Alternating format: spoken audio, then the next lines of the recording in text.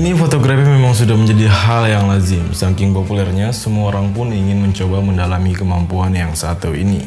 Tapi, karena banyaknya orang yang mencoba belajar fotografi, bukan berarti fotografi adalah hal yang mudah untuk dilakukan. Apalagi ketika fotografi dipertemukan dengan ruang tertutup dan redup cahaya alias fotografi indoor. Tentu bukan perkara mudah ya sob ya. Tapi, jangan khawatir nih sob, susah itu bukan berarti mustahil ya. Ini dia tips-tips mengambil foto indoor yang juga redup cahaya. Tapi sebelum itu aku ingatkan lagi buat kalian yang baru mampir ke channel ini, selamat datang di channel teknologi yang akan selalu menyajikan konten-konten menarik seputar tutorial penggunaan kamera ataupun unboxing barang-barang canggih. Jadi jangan ragu untuk klik subscribe dan nyalakan lonceng notifikasinya agar kalian gak ketinggalan info-info menarik dari channel ini. Oke, check it out.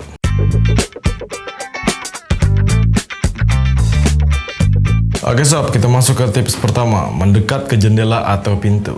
Yang namanya indoor, pasti sumber cahaya yang terlihat akan lebih sedikit dibandingkan dengan outdoor. Nah, salah satu cara untuk mendapatkan sumber cahaya natural adalah dengan memanfaatkan jendela atau pintu rumah. Bahkan, sumber cahaya yang datang dari jendela bisa kamu gunakan untuk eksperimen. Ya, karena arah cahaya yang cukup bervariatif. Kamu bisa mencoba beberapa jepretan dengan letak objek dan kamera yang berbeda. Oke, next, atur shutter speed atau kecepatan jepret. Karena mendapatkan masukan cahaya yang terbatas, kamera akan memerlukan beberapa detik lebih lama untuk menjepret gambar. Karena memerlukan waktu lebih untuk menjepret, kalian terancam memiliki hasil foto yang buram. Untuk menghindari hal ini, atur shutter speed kalian menjadi 1/60. Untuk ukuran shutter speed 1/60 masih termasuk lama ya sob ya. Namun jika kalian menaikkan shutter speed ke 1/1000, mungkin hasil foto akan menjadi lebih gelap karena lensa kamera perlu waktu untuk menyimpan sumber cahaya setelah kalian memencet tombol jepret. Jika kalian mengatur shutter speed di bawah 1/60, maka kalian perlu tripod untuk menstabilkan kamera kalian.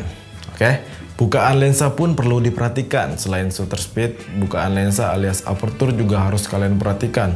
Mirip dengan shutter speed, bukaan lensa juga mengatur tingkat cahaya yang masuk ke dalam lensa. Nah, semakin tinggi aperture, semakin jelas dan terang pula gambar yang akan dihasilkan. Nah, bagi kalian yang kurang paham bagaimana cara mengatur aperture, cukup lihat tulisan F pada kamera dan ketika kamu zoom in, tingkat aperture akan mengecil. Begitu pula sebaliknya ya, kayak mata lah ya sob ya. Oke, next, gunakan ISO yang cukup rendah. Memang dalam fotografi ini, ISO, aperture, dan shutter speed ini merupakan ketiga hal yang paling penting ya sob ya. Setelah mengatur shutter speed dan aperture, kalian juga harus mengatur ISO pada kamera kalian. ISO ini digunakan untuk mengatur sensitivitas sensor cahaya. Jadi semakin tinggi ISO pada kamera kalian, cahaya yang masuk pun akan langsung terdeteksi, sehingga hasil jepretan menjadi lebih jelas. Usahakan juga untuk membalance tingkat ISO, aperture, dan juga shutter speed kalian ketika sedang melakukan fotografi indoor. Hindari auto white balance. Untuk pengaturan warna, coba untuk hindari fitur auto white balance ini sob. Umumnya fitur ini memang terkesan efisien, tapi ketika kalian menggunakan auto white balance, objek pada hasil jepretan akan terlihat kurang terang dan tajam. Maka dari itu, akan lebih baik ketika kalian mengatur tingkat cahaya yang diseimbangkan dengan warna objek. Dijamin deh, pasti hasilnya akan lebih tajam dan juga menggiurkan. Nah, hal terakhir yang tidak boleh dilupakan adalah background, khususnya di fotografi indoor dengan pilihan background dan setting yang cukup terbatas. Nah, maka dari itu pastikan kalian mempunyai background yang pas untuk objek yang kalian gunakan. Selain itu, pastikan juga background terlihat rapi. Yang namanya indoor pasti ada beberapa bagian yang seharusnya tidak terlihat dari hasil jepretan foto. Contohnya, kabel-kabel atau barang-barang yang mengganggu pemandangan. Nah, bagaimana sob dengan tips-tips yang aku kasih ini? Yang paling penting adalah pengaturan ISO, aperture, dan shutter speed yang tepat ya. Jika kalian lebih memilih untuk foto dengan menggunakan smartphone, pastikan smartphone kalian juga mempunyai kualitas kamera yang mumpuni ya.